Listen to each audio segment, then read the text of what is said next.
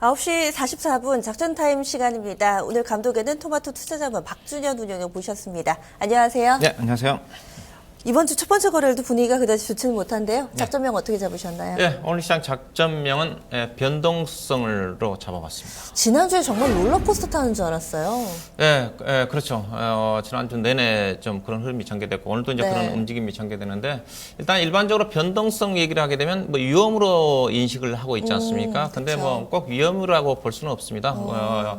가치 투자를 지향하고 있는 오런 버핏 같은 경우 오히려 변동성을 어떤 기회로 이용을 하는 그런 부분이기 때문에 변동 상태 자체가 위험구가 있지만 분명히 또 기회가 있다는 관점에서 오늘 그런 어떤 부분들을 변동성으로 좀 잡아봤습니다. 뭔가 기술이 있어야지 이 부분을 기회로 활용할 수 있을 것 같은데 그럼 오늘의 4가지 체크 포인트 먼저 공개해 드립니다.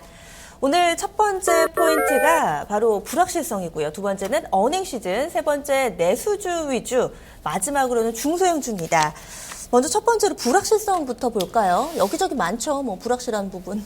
그렇죠. 1월 달에 어떻게 보면 1월 달에 불확실성이 가장 피크 정점이 좀 된 게 아닌가. 현재 국면 그 부분도 아마 거의 뭐 정점에 가까운 게 아닌가 생각이 좀 되는데 일단 국내적으로 본다 하더라도 북한의 핵 문제 자체가 여전히 그 투자 심리에 위축을 시킬 수 있는 부분이고 가장 우려하고 있는 부분 자체가 뭐 중국이죠. 중국과 그다음에 유가라고 좀 봐야 될 것 같습니다. 어떻게 보면 중국 자체도 또 유가와 하락이 연결됐다고 볼 수가 있을 것 같은데 일단은 중국의 경기 실물 경기 지표 부진, 이에 따른 유한화 평가 절하, 그다음에 또 대주주 매각 제한 해제 이런 어떤 부분들이 악재로 좀 작용하면서 중국 시장의 변동성이 확대가 좀 되고 있는데 일단 중국 시장은 그렇게 최근에 그랬던 부분 자체가 일부 실물 지표 자체가 안 좋은 부분이 있지만은 이미 실물 지표 부진 자체는 이미 오래전부터 쭉 이어져 왔던 부분이기 때문에 전반적인 어떤 펀더멘탈 악재라기보다는 전반적인 이런 어떤 외적인 요인 자체가 변동성으로 야기된 게 아닌가 그렇던 까지 본다 한다면 상해 종합주가 지수는 개인적으로 3,000포인트와 3,400포인트 상대의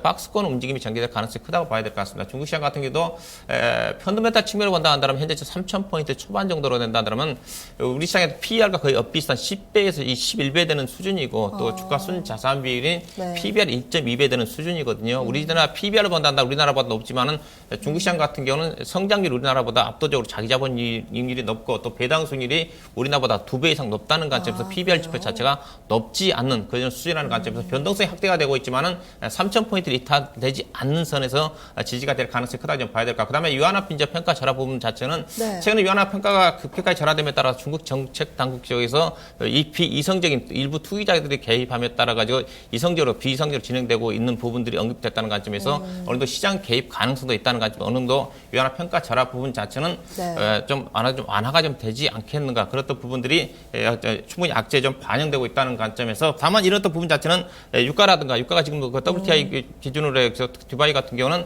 30% 아래까지 떨어졌기 때문에 이런 부분들이 방향성을 확인할 수 있는 그런 부분이기 때문에 이 부분이 확인되기 전까지 시간이 필요하다는 관점 단기적인 어떤 변동성이 얘기되지만 직전 저점이 이탈되지 않는 선에서 충분히 전개되지 않겠다. 원래 불확실성들은 공포를 부추기잖아요. 그래서 빅스지수 차트를 좀 준비해 주셨네요. 네, 그렇죠. 빅스지수 차트를 본다 한다면 글로벌 시장의 변동성 지표 자체가 작년 8월 달에 미국의 종합주가 지수 우리나라 종합주가 1,800포인트 빠질 때 53까지 떨어진 적이 있습니다. 미국 시장으로 본다 한다면 그 당시에도 15,600포인트가 빠진 시점이라 좀 봐야 될 것 같은데 현재 변동성 지표 자체가 지난주 60% 정도까지 상승하면서 27레벨 정도까지 올라와 있는데 9월달 이후에 최고 수준이라 좀 봐야 될 것 같습니다. 즉 어느 정도 올라올 수준만큼 올라온 게 아닌가 추가적인 변동성이 올라갈 수 있는 부분이 있겠지만은 이번 주 내에 어떤 변동 지표가 크게 달하면서 어느 정도 안정을 찾을 가능성은 충분히 있지 않겠나 봐야 됩니다. 오늘도 저희 연구원분들하고 이야기하면서 어닝 시즌에 대해서 상당히 좀 주목하고 있더라고요. 두 번째 포인트죠. 그렇죠. 우리 시장은 이제 이런 부분도 함께 이어지고 있다 좀 봐야 될 것 같습니다. 지난주에 삼성전자가 실적이 좀 발표가 되면서 우리 시장 어닝 시즌이 본캐가 좀 되고 있는데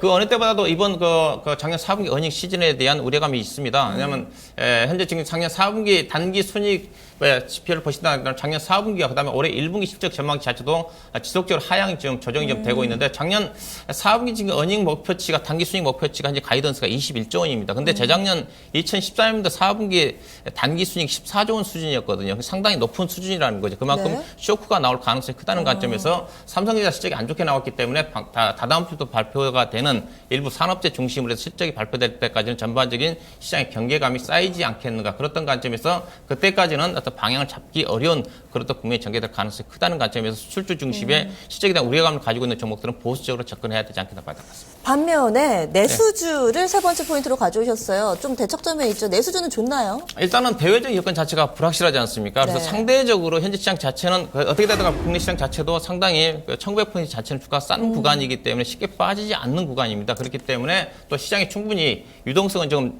전개가 좀 되고 있다는 관점에서 상대적으로 그래도 수출주보다는 내수주 유지의 어떤 방어적인 접근이 좀 필요하지 않겠나 봐야 될 것 같은데 그 이유 자체는 전반적으로 수출 경기가 안 좋다 보니까 정부 정책 자체가 내수주 유지의 어떤 강화적인 어떤 정부 정책이 지금 작년 연말에 좀 발표가 좀 됐거든요. 실질적으로 내수 경기 최근에 어떤 물가가 좀 많이 내수 라면 가격이라든가 소주 가격이라든가 두부 가격이라든가 오른 부분 자체가 정부의 정책이 있다고 좀 봐야 될 것 같습니다. 전반적으로 수출이 안 좋다 보니까 내수 소비 물가를 상승을 시켜가지고 GDP 성장률을 어느 정도 달성하려고 하는 게 정부의 정책 목표이기 때문에 그랬던 물가 상승을 일부 생활 필수품 중에서 상승을 용인하고 있는 게 아닌가 그렇던 부분들이 이미 정책에 좀 나와 있다고 좀 봐야 될 것 같고 그다음에 수출 부분 자체도 중국 쪽에 기반을 두고 있는 화장품이라든가 식료품이라든가 생활용품 쪽으로 지원을 통해서 수출을 어느 정도 수출 경기를 유지한다는 측면이고 작년도에 우리나라 같은 경우 대규모 할인 행사를 통해 가지고 내수 경기를 부양시켰습니다. 올해 같은 경우도 대규모 할인 행사를 정례화를 통해 가지고 내수 경기를 살리겠다는 게 정부적인 목표다는 관점에서 수출 경기가 부진한 국면 속에서 상대적으로 내수 경기를 관련된 종목들이 최근에 시장에서 그것도 종목들이 주목을 받고 있는 부분 자체가 시장에 나타나고 있다는 측면에서 당분간 1월달 같은 경우 유가라든가 국내 기업들에 대한 수출 중심으로 실적에 대한 우려감이 반영되는 그런 시점까지는 보수적인 관점에서 내수주 중심으로 대응을 좀 해야 되지 않겠나 봐야 될 것 같습니다. 그리고 중소형주도 좋죠. 여러 차례 1월 효과 강조해 주셨는데요. 네, 내수주 유지와 중소형 종목 함께 좀 보셔야 될 것 같습니다. 대부분 내수 관련 쪽이 중소형 종목 중심으로 전개되고 있다 좀 봐야 될 것 같은데 일단 상대적으로 오늘은 기관화 외국 투자가들의 코스닥 시장을 중심으로 해서 양 매도가 좀 나오고 있지만 수급적으로 상대적으로 그래도 코스닥 시장이 지난주까지 상대적으로 우위를 좀 점하고 있다고 좀 봐야 될 것 같고요. 무엇보다 실적이라 좀 봐야 될 것 같습니다. 차트 보시면 내수주와 수주의 실적의 증가 부분이 나오고 있지만은 내수주가 상대적으로 수주주에 비해서 실적이 좋아지는 어떤 부분이 전개가 좀 되고 있는 거고 그다음에 실적으로 본다 한다 하더라도 올해 실적 전반으로 본다 한다면 코스피와 코스닥 시장 간에서도 코스피 대비해서 코스닥 시장의 실적 성장률이 상당히 높고요. 그다음에 대형주에 비해서 중소형 종목들 그다음에 중소형 종목들보다 소형주가 실적 성장률이 올해 예상 실적이 상당히 가이던스 수준으로 높게 나오고 있다는 관점에서 상대적으로 중소형 종목들 실적에 대한 어닝 모멘텀도 강하다는 측면을 좀 고려해 볼 필요가 있을 것 같습니다. 내수주, 중소형주는 여러 차례 좀 강조를 해주셔서 많은 분들 아실 것 같아요. 전략 어떻게 세울까요?